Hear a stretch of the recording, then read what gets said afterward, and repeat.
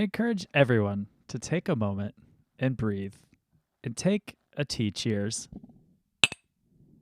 with Ajiri tea. Ajiri tea recognizes the beauty in shared stories and shared opportunities. Ajiri sources award-winning tea from Kenya, employs women in the region to handcraft the labels, and sends 100% of the profits back to the region to support orphan education. Save 10% on your order of Kenyan teas and coffee with the code BeautifullyHuman at ajiritea.com. AJIRIT.com. Tea mugs up. Hello and welcome to the Beautifully Human Podcast. I'm Nick Sheesby.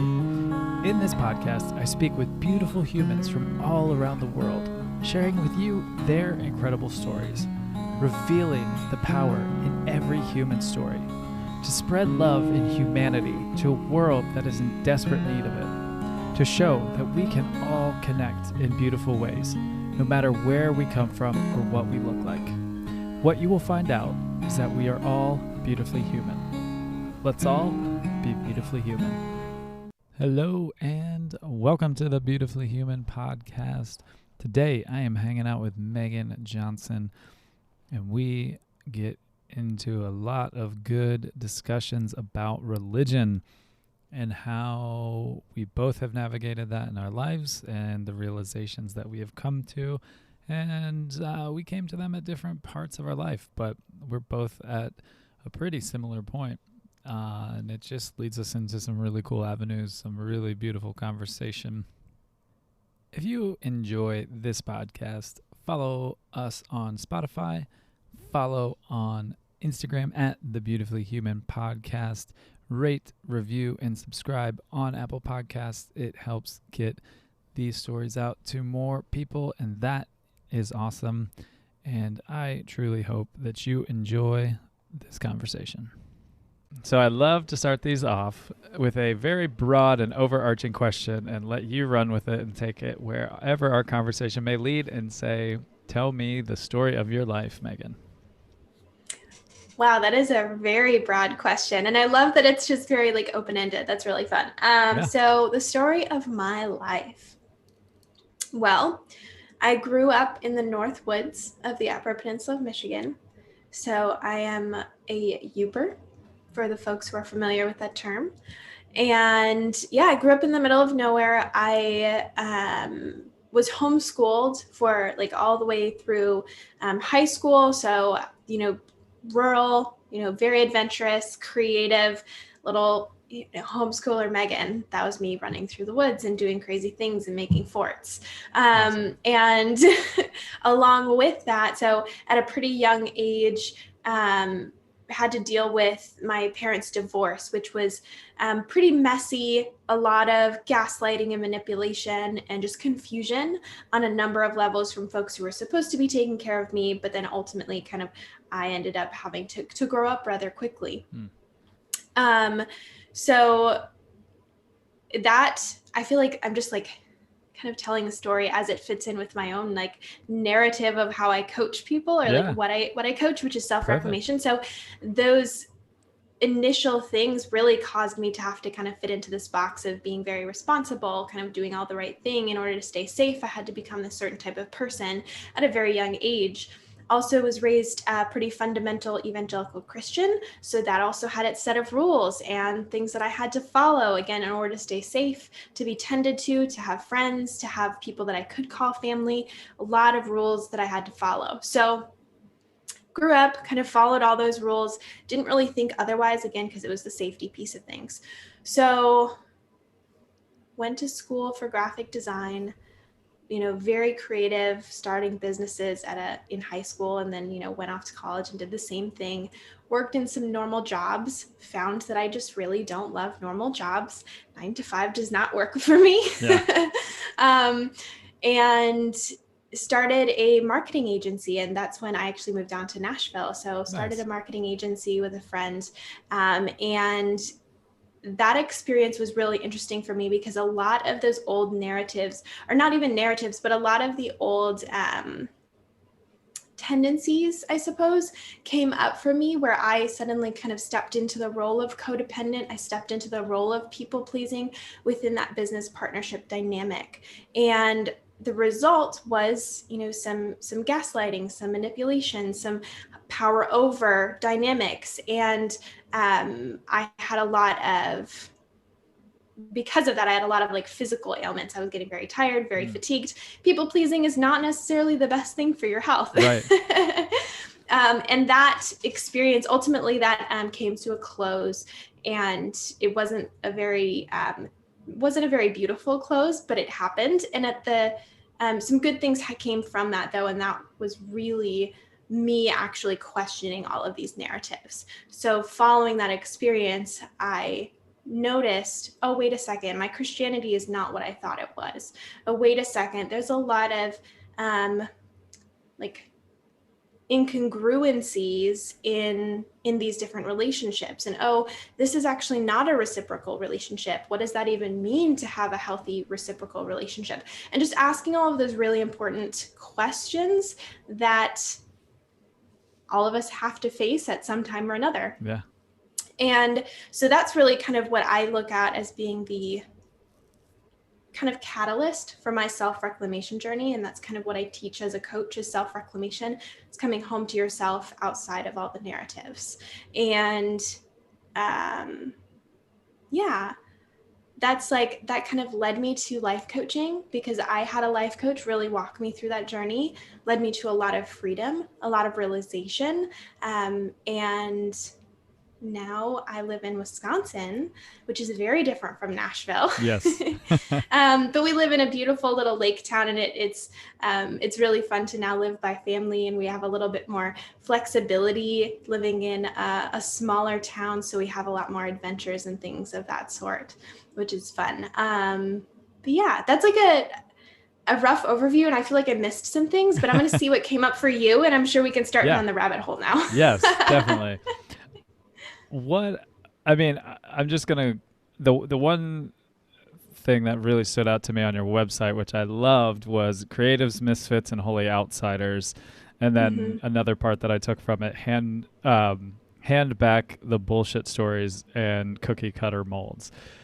I grew up in a very small town in Ohio, and it was very, very cookie cutter, very Christian, very closed-minded. So when you kind of had that moment for yourself, what you said your Christianity wasn't what you thought it was. What was that that came up in your mind with that?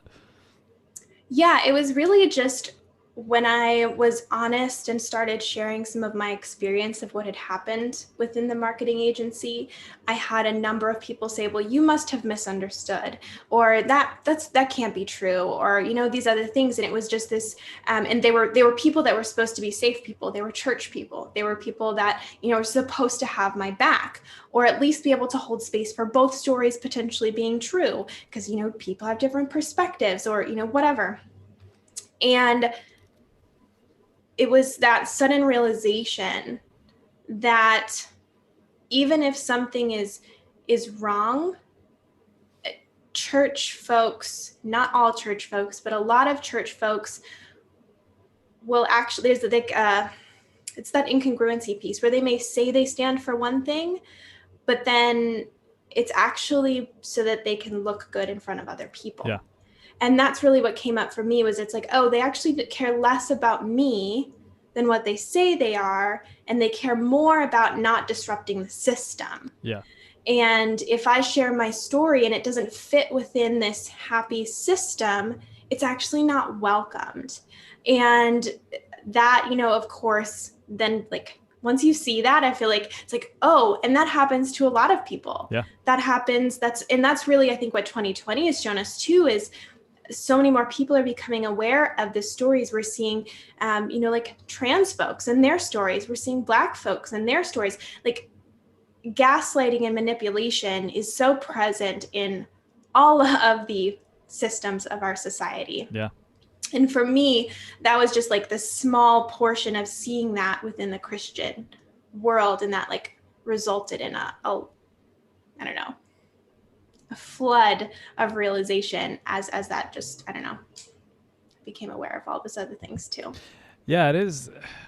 It's so, yeah, it happens, like you said, to so many people. And it happened to me, like, I think I was still pretty young when it happened. I was probably like 6th, 7th grade, and I was just looking at it, and it was that very just broad of, oh, we're gonna say this, and like the Bible tells you this, and like here's the standard, but yet life is not. It's like down here, far below what you're saying and what the people that were in like the power positions in the church, and also just even my parents, like, and their friends, and I'm sure you saw this as well. Just like you said, it was that mold of you have to fit into it, and then if you bring up something different or you go a different way, it's like no, like it's not that love and acceptance of all. And that just always bothered me so much, even at a young age. And then like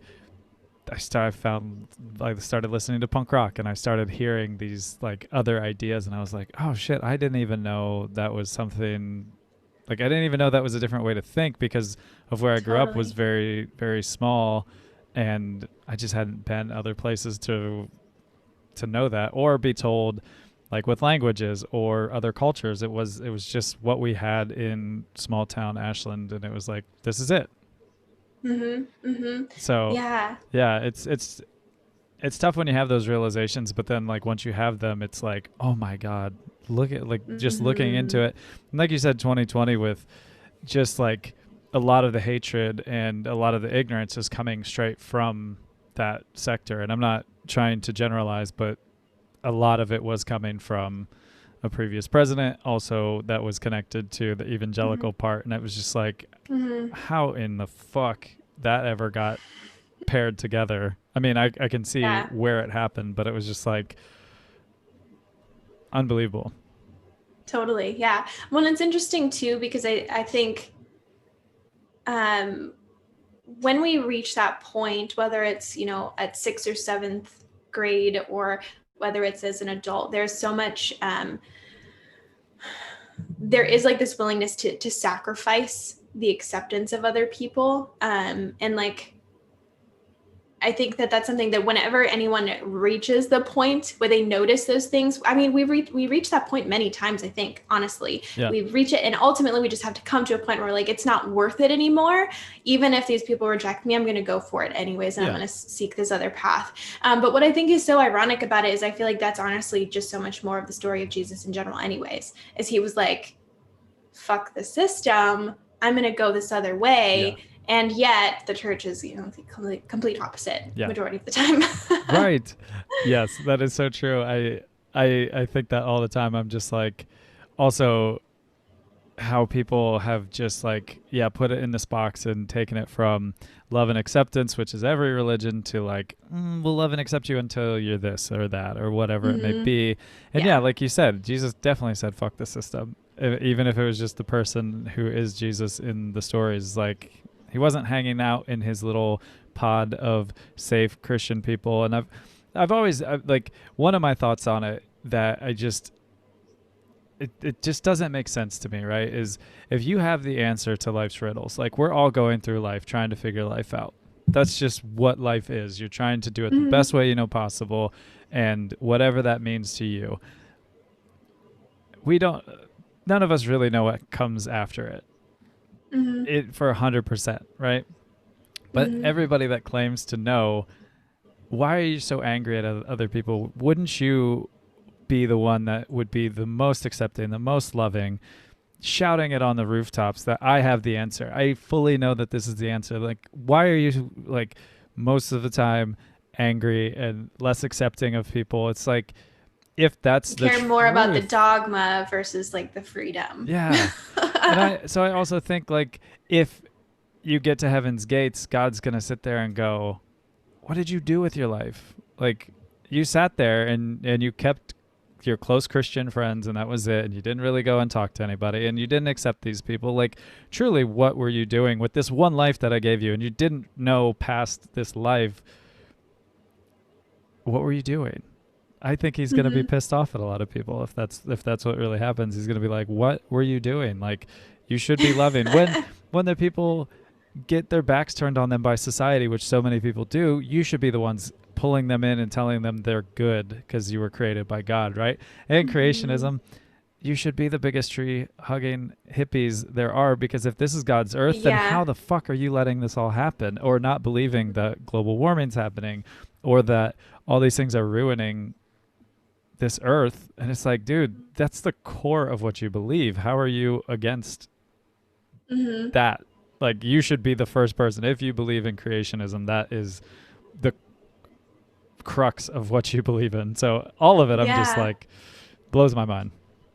It's truly, well, it's so interesting too. I actually was watching it like came up on my Instagram today, a portion of a sermon, and it was actually just really interesting too, just to recognize that I feel like part of the problem too is sermons these days are taken out of context from the Bible. So people aren't even reading the Bible per se. They're hearing it from sermons that are mostly a person's opinion, and that's it. Like, they insert biblical principles ish, but it's not even the Bible. And so even if you, like, say you're a Christian, you're listening to these almost like self-help sermons that are someone's opinion, they're not even like, it's like self-help opinions, right?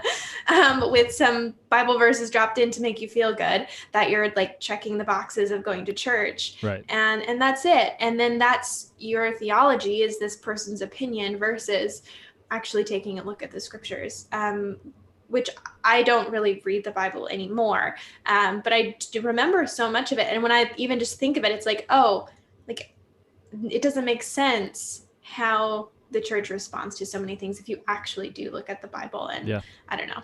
Yeah. Anyways. Same.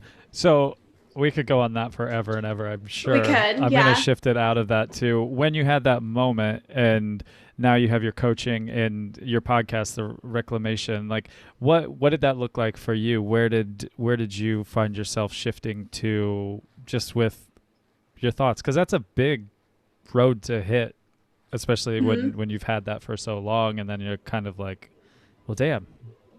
Yeah. So what did that look like? Well, it was a lot of sitting and just saying, oh, damn, like, what am I doing with my life?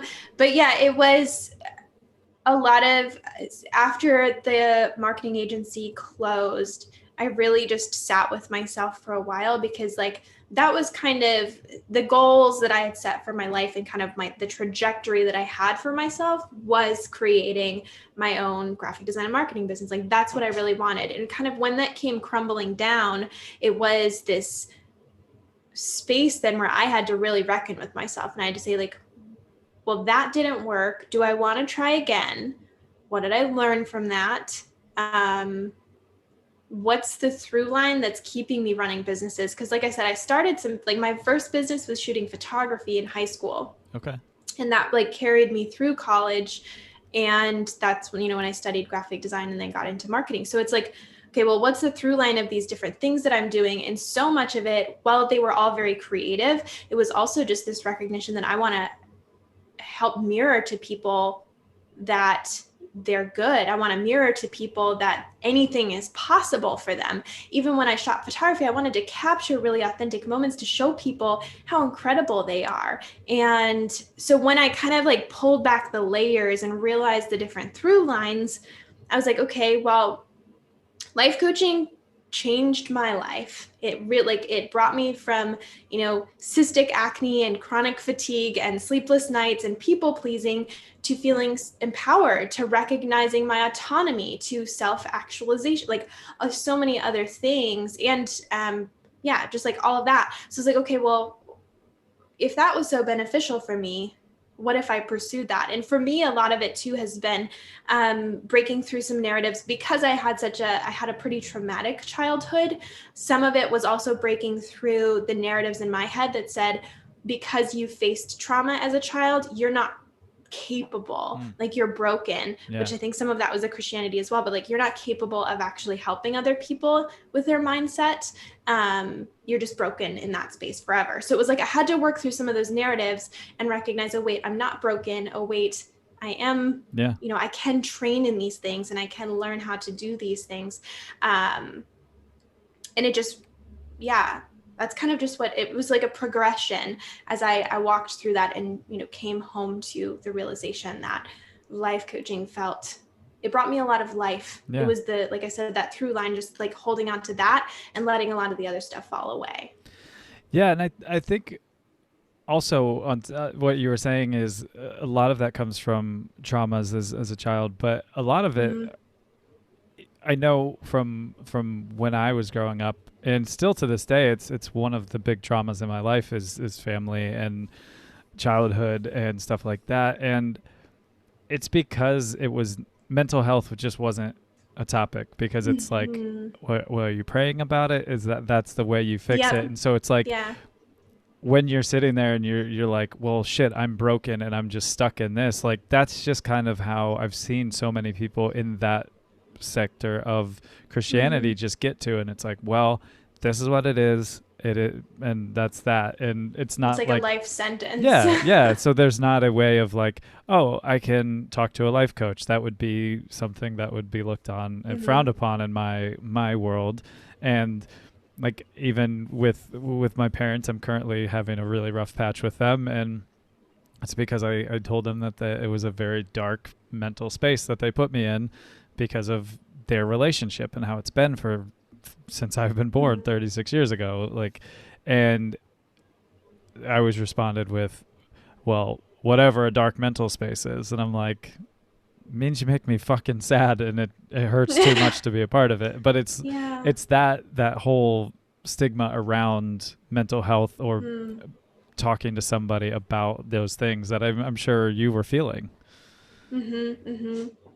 Yeah, definitely. Yeah, it was interesting for me. My experience as well was because of my parents' divorce and the way that it unfolded.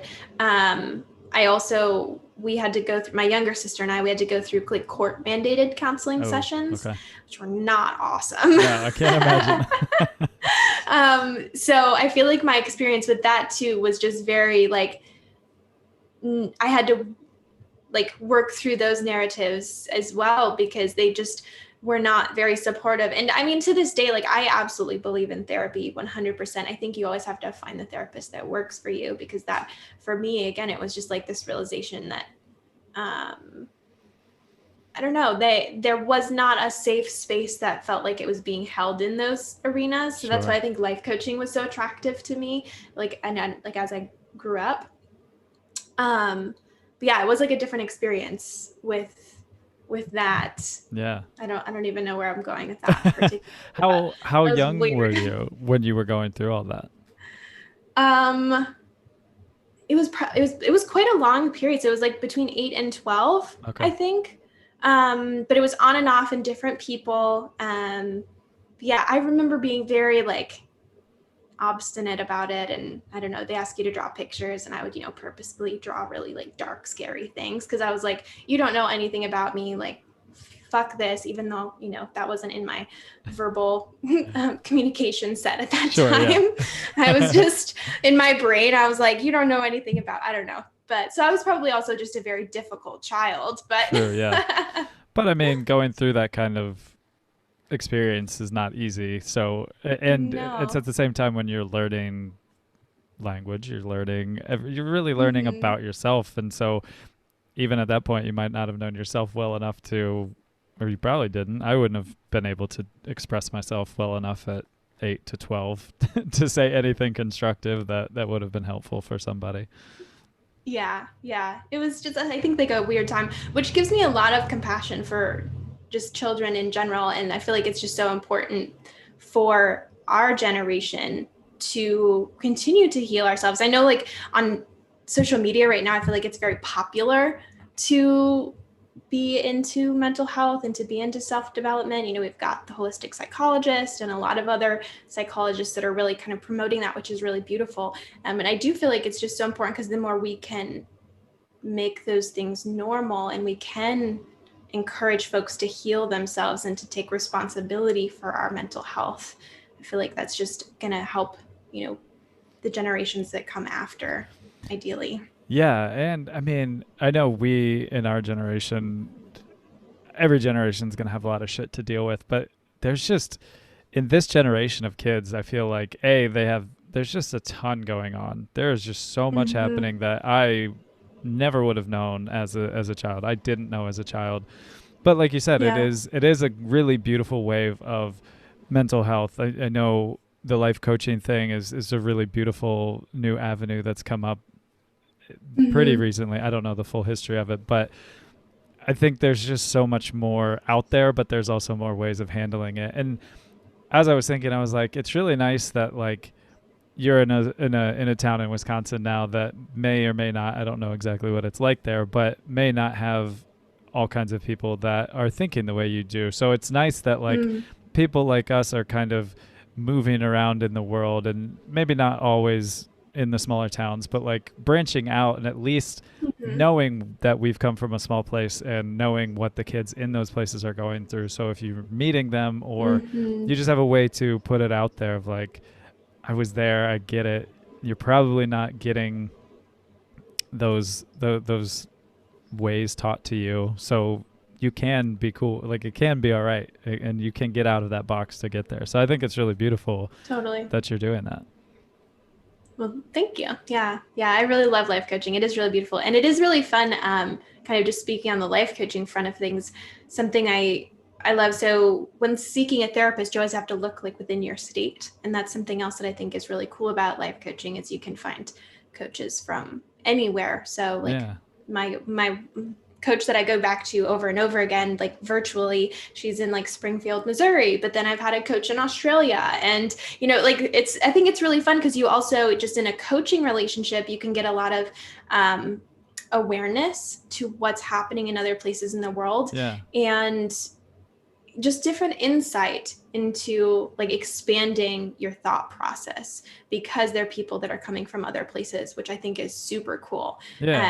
And that's something that wasn't necessarily accessible, 20 years ago or whatever, Totally. which is still a little wild when you realize how young the internet is.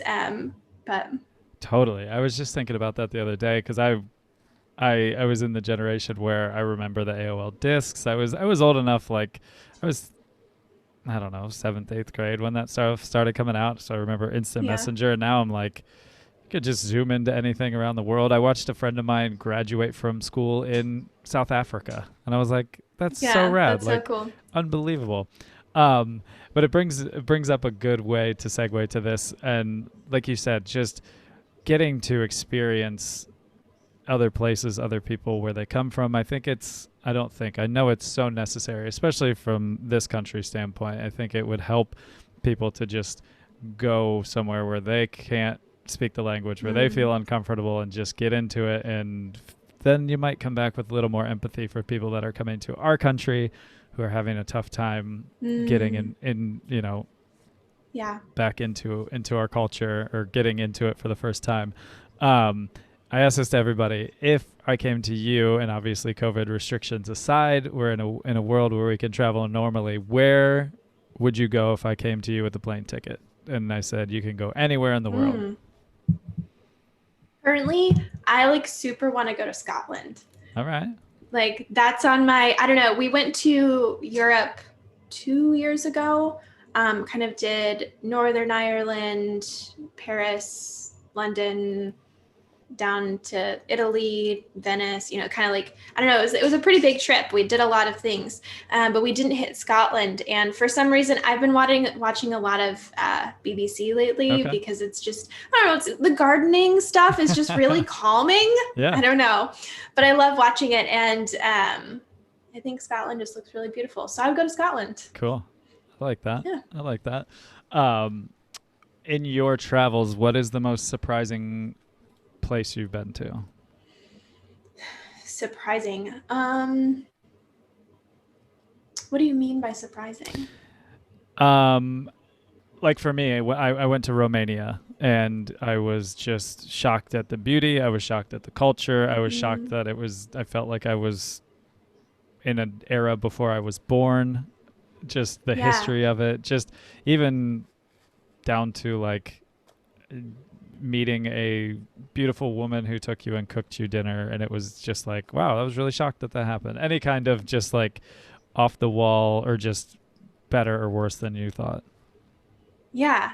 I feel like I could say a little bit of something about everywhere that we went in Europe specifically. I really haven't been that many places. Like we went to Europe once. My husband's traveled more than I have.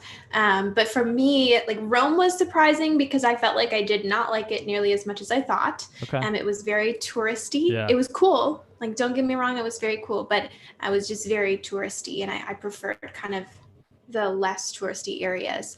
Venice was like everything I ever could have wanted Venice to be. So that surprised me because I felt like I didn't have a high expectation because it seemed like it would be it's very confined. So I thought it would be very touristy, and it was, but I don't know. It was also everything, like the canals and music and all. It was just gorgeous. It was perfect. I would go back there any day. And the art there was just incredible. Yeah. And then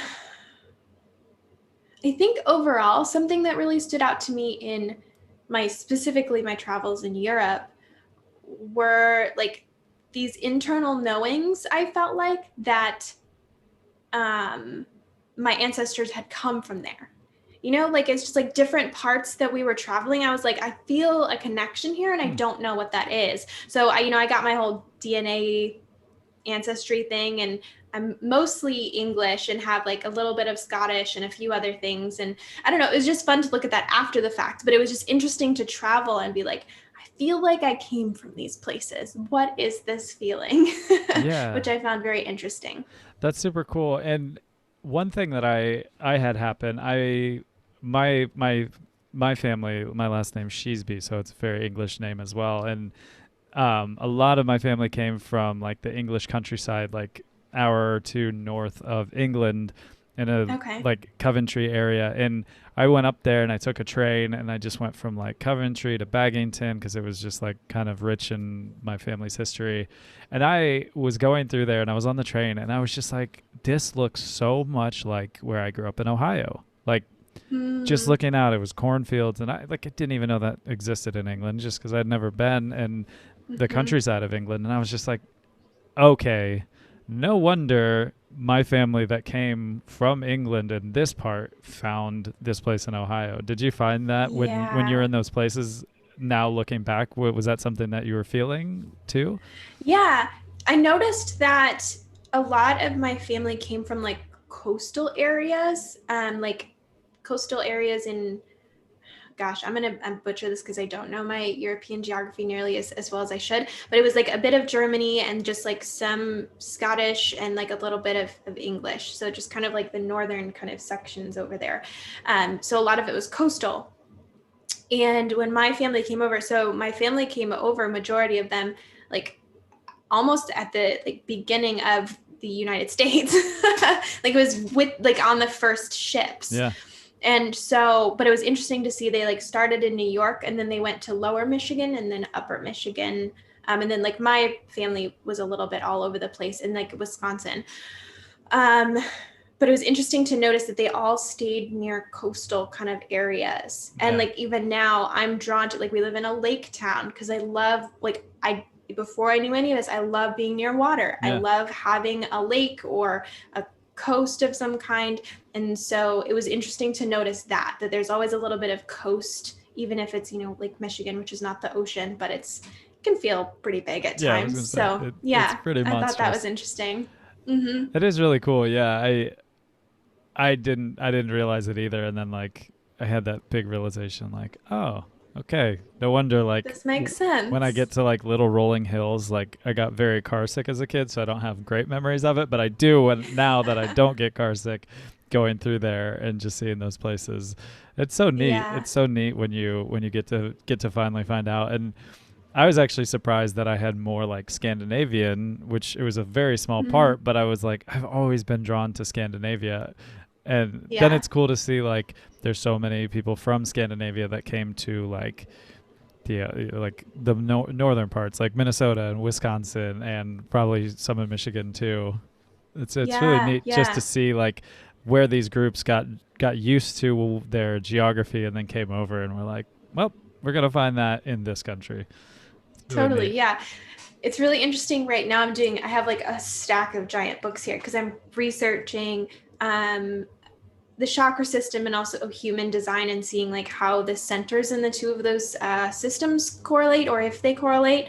But it's specifically in the chakra system, it's really interesting because some of the like studies of it, or like what people have witnessed about the chakra system, is that they also hold energy from like ancestors. And so when you're healing or opening your chakras, it's also kind of working through your ancestral patterns, which in general, I think the chakra system is so interesting because it does correlate with the anatomy in the body and like your nervous system, which I think is so wild because the nervous system is also what controls a lot of the fight or flight response and like trauma responses. So it's really cool to like see how those map. But speaking of ancestors, I just thought that was like an interesting thing because I feel like studies are more so recognizing how our bodies can hold some of those ancestral pieces. Yeah. It's like when that stuff comes up, sometimes I'm like, oh, I wonder if that is like something my body's carrying that, my mind cognitively, I'm not totally aware of, but my body remembers, it's really interesting. That is super interesting. I love that. That's really cool. Yeah. So growing up in the Upper Peninsula and you were homeschooled, so tell me about like your adventures as a child. I've only been to Sault Ste. Marie in the Upper Peninsula. Is that considered Upper Peninsula? Yeah. Okay. Yeah, that is. So growing up, I actually didn't explore much of the UP. And like my husband and I are now planning to go up. We're actually taking a trip in like 2 or 3 weeks or something to go explore a little bit and do some kayaking up there.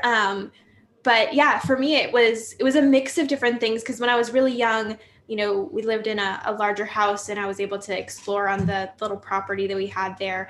And then later on, kind of more in my like high school years, we had more land. And so I was able to do 4-wheeling and like, we had lots of like, I don't know, dirt roads and things like there's like nobody around. Yeah.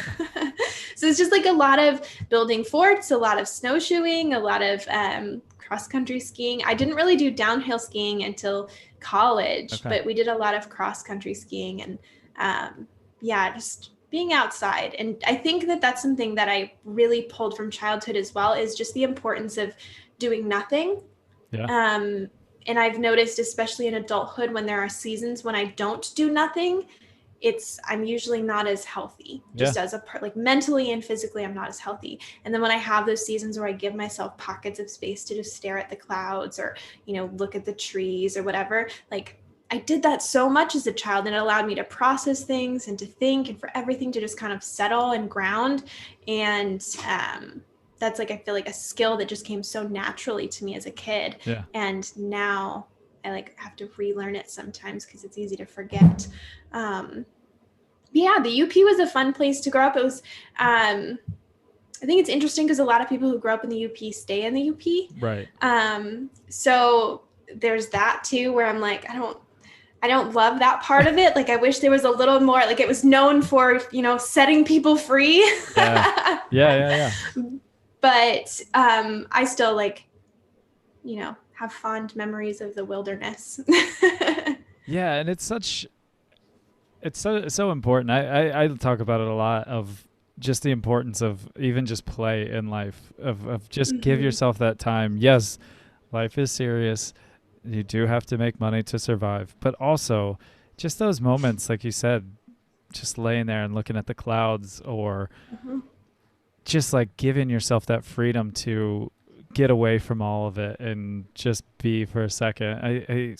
I'm hoping out of the silver linings that do come out of the pandemic, that is one of them, that we just take that time, because like we were talking about before we started rolling, in Nashville, it's wide open. I mean, you couldn't tell the difference between 2019 and now.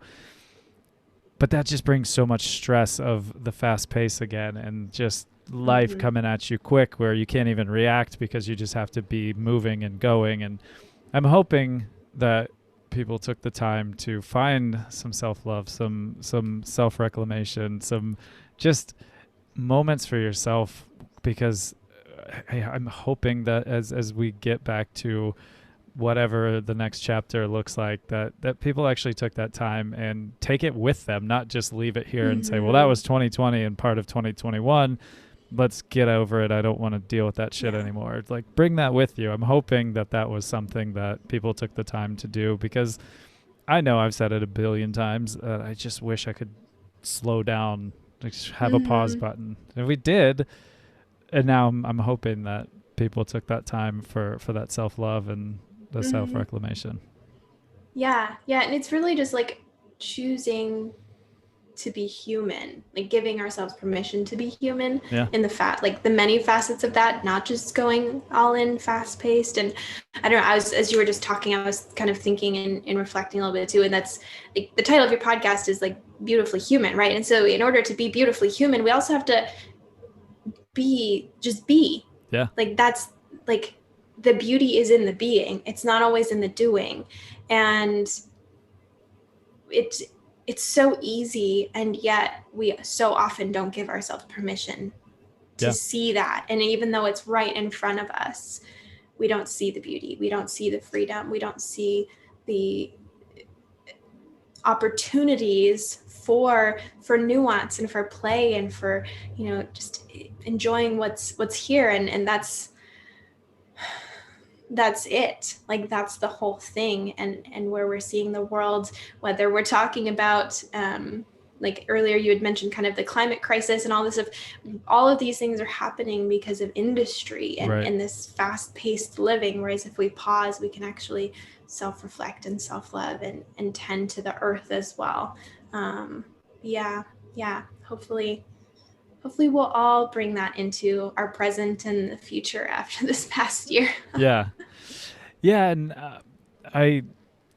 I almost 3 years ago now, I was at the beginning stages of liver failure, and I was presented very quickly with the choice of becoming a sober human or not living anymore. So thankfully I took the route that I did, and that was my self-reclamation, self-love, self-empowerment moment to take back my life. But in that moment, I was just sitting there when I had to look at my life and think, what have I done with my life? And it's a really incredible moment. I was 33 and I was told I might not have a night left on this earth. And so I'm looking at my life, and I was really proud that I had just done life my way, and that I took chances, and that I really did enjoy life. I did a lot of drinking, which took me to that place, but it was a really beautiful time of reflection in that moment of the scariest shit I've ever been through. Hopefully the scariest shit I'll ever go through.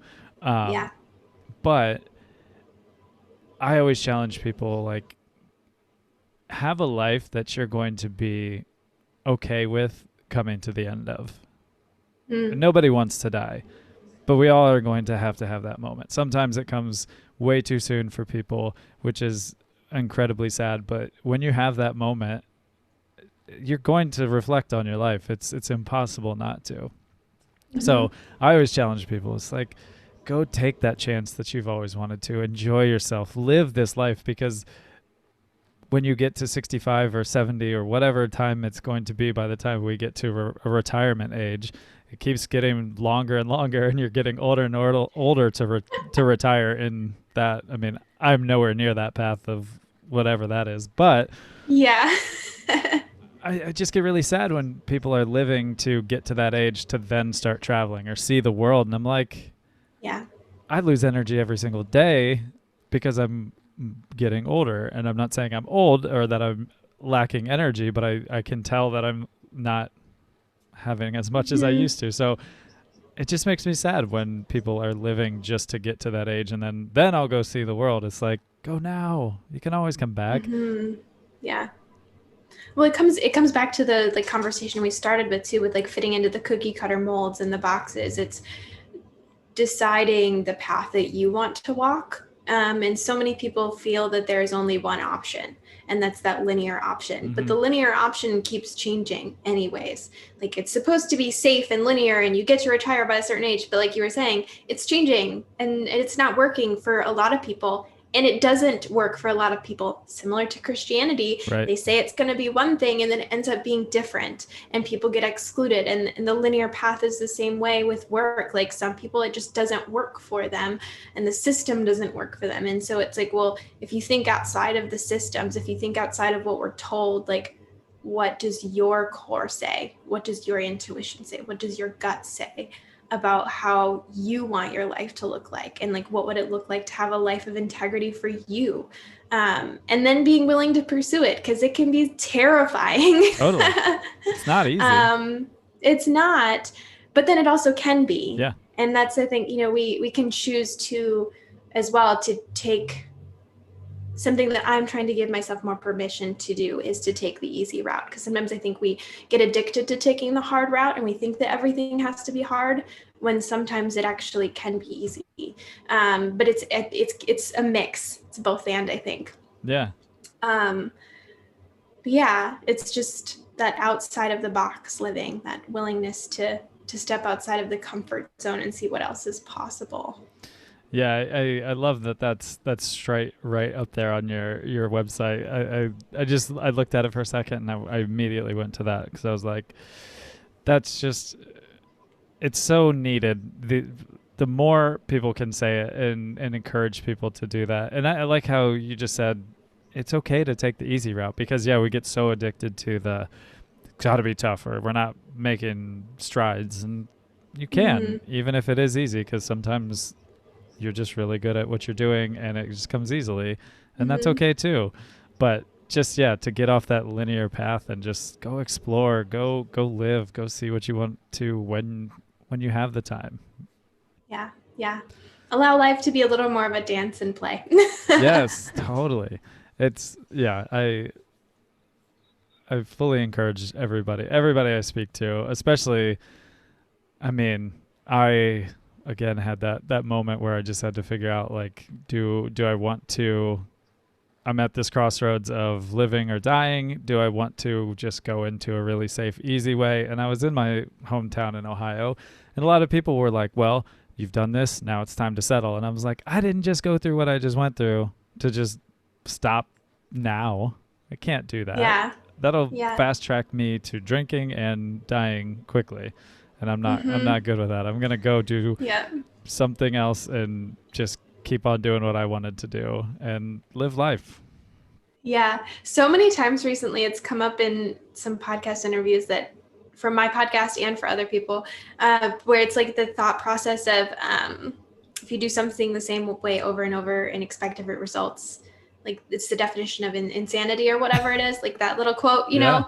And sometimes I think that's it too, is we like keep choosing the safe route, expecting different results from the safe route, but then the different results don't happen. And it's like, well, you can choose the safe route or you can, choose that other route, and it's scary and it's risky and it feels terrifying, but then you're actually living and you do get the different results. Yeah, because I can't even imagine. I can't even think of what life would have been like had I just stayed there and played it safe, quote unquote, or settle, whatever. I'm like, I can't even think about it because it was never in my mind to do that. It feels like insanity. It does, yeah, totally, 100% does. And it was, I came to that moment again because at that moment I was like, okay, do I go back to church? Is this the time where this will start to make sense? Because I see that a lot when people start to go back. Yeah. And I'm like, okay, I almost died doing what I was doing. So I'm open to all possibilities at this moment. And that was the message I kept getting from them. And it just, again, solidified what I had thought when I was in 5th grade and then all the way through.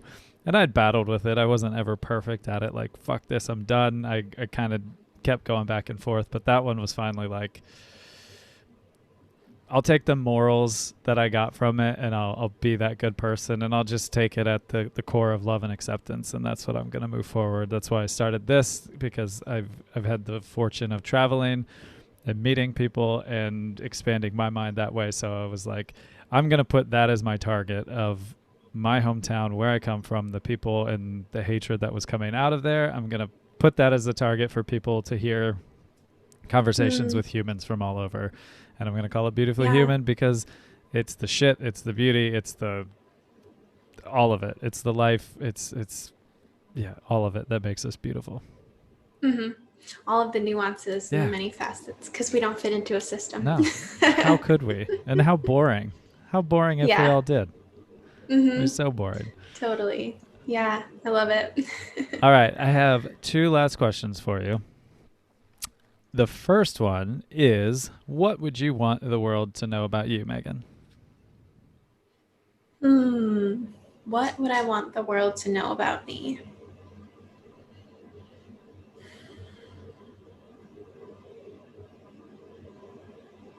Gosh, that's a hard question. What comes to mind is that I feel like it's just important to have the world know that I'm an evolution. I don't ever want to, I don't know, I think sometimes people expect me to, especially with a business, have the same, even in branding, I learned, you have your brand message, you stick with your brand message. And for me, like I have my through line, but my website changes all the time because I'm an evolution. I'm not a brand. I'm a person who's offering services. So I feel like that's what I would want the world to know. It's like a snake shedding its skin. It's always got another like layer to shed. And each new layer reveals a new skin, a new being of sorts. So yeah, I don't know if you like things to be short with that answer or long, but that's what popped in my head. I have no preference. That's incredibly beautiful that came out. I as you were talking about that, I was like, man, that is so brilliant. It took me back to kind of talking about my parents again, where I was saying how I felt and it was not being reciprocated, and it was also getting put up, and it eventually where it's ended at this moment was, you've changed. This came from my father. It was like, you've changed, I haven't. And I'm like, that's 36 years. That's not the best option to not change for 36 years. A lot's changed since 1985. Yeah. So yeah. I think that's such a beautiful way to put it, that I'm an evolution. I'm constantly changing, because we all are, even if we don't quote unquote change. Life is moving, like we're adapting to the nuances of life and just the experiences, and we should change with that and evolve. So I think it's really beautiful.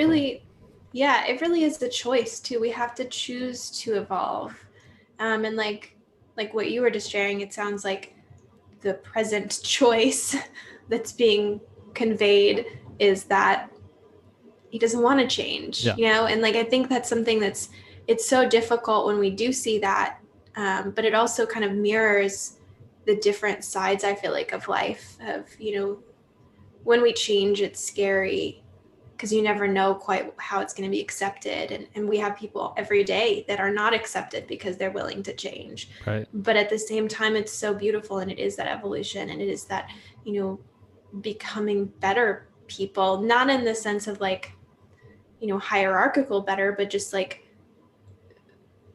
I feel like better in the sense of, I think we become more inclusive. Yeah. Like the more we evolve, the more we accept the nuance, the more we recognize the nuance and are conscious of it. And it feels like even more beautiful. But yeah. Evolution. Here for it. Same. I think it's fantastic. And I think it's beautiful to put it out there that it's okay. I think, like you said, people are getting shamed or made to feel bad because they're changing. And it's like, that's the beautiful part of life is change and evolving. Yeah. So I think that's super powerful to put that out there because of the time we're in, and just in general in life. It's really beautiful. Totally. I think it's also just like, another thing that popped in my head is I think it's also important to say that it is also okay to choose to not to change sometimes, because like I think of like younger Megan chose, like it was almost like my brain did not allow me to fully see that there were the incongruencies that there were, because it would not have been safe for me to have deviated.